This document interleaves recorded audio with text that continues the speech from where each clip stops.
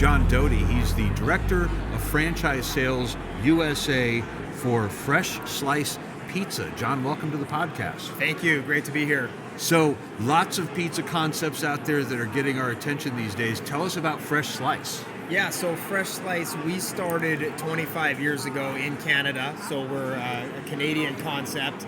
We started in Vancouver, British Columbia. And we grew to about, I think we're sitting around 215 locations in Canada right now. A lot more on the way. And then about a year ago, it made sense for us to come down into the United States, and we started off with Texas. And we've got 11 stores committed so far in various stages of construction, design, leasing, and we're hoping to get our first stores opened up probably early next year. Wow, that's terrific. So tell us about the brand itself. What makes you guys different and unique and special in the pizza business? Yeah, for sure. So we sell pizza by the slice, harder to find these days. Yeah. And we combine that with a super popular model of allowing guests to build their own unlimited topping pizza for one price. And something that differentiates us from every brand that I'm aware of in North America is we have a 000 model, which means we don't charge royalties, we don't charge ad fees, and we don't mark up our ingredients.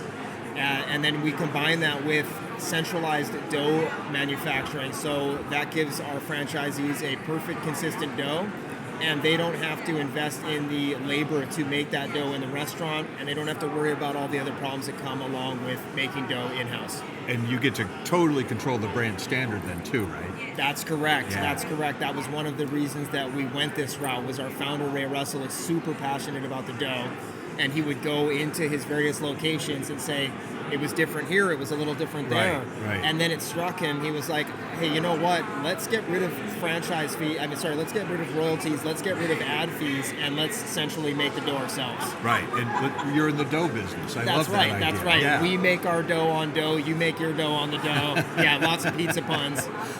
That's great. So tell us about your further movement into the U.S. and maybe some other expansion plans in 2026. It's phenomenal that you're doing so well in Canada and then decided that Texas was sort of your first entry into the U.S. I think that's really smart. Where to next? Yeah, so Texas makes sense. As you know, it's a great state. It's growing, it's booming, it's very business friendly. And we came down here thinking, okay, well, let's just expand across to Texas. And then we've got some interest in Georgia. So we signed a 4-store deal in Atlanta, Georgia. Oh, great. And we were randomly contacted by somebody in Idaho. So we're going to Idaho. That surprises people. We've got a 4-store deal coming there. And we're coming to the Dallas-Fort Worth area, Waco. I'd say 2026 looks for us expanding into those markets, really expanding across Texas, getting a good footprint here. We recently just got registered in California as well, mostly from organic demand. And it made sense to us, hey, we better get things set up there because if we've got this kind of demand there, they're not an easy state to get registered in. It sure ain't Texas. Yeah, that's right. It's in the West, but it's not the Wild West there. Right. So we're ready to go now in California. Very happy to get that news back from there. So we're talking to a few parties there in Southern California and Northern California. So 2026 really looks like expanding into the markets that we're currently in and then maybe into some new markets here. That sounds great to me. Anything else about the brand or your plans for 2026 you wanted to share today? Well, in terms of our brand, I think that, we're looking for hands-on leaders. We like business-minded operators, but we don't require people to have experience running their own business or have any pizza experience as well. That's great to hear. I hear that too often from food franchises where they want someone with all of this restaurant experience. And my first thought is, don't you want someone who is a go-getter who can run a business rather than someone who's spent their life in pizza? That's exactly right. What we found as well is some of our top operators, some of our people that have gone multi-unit, they didn't have a restaurant background. In fact, some of them were a little bit scared of F&B, food and beverage and hospitality.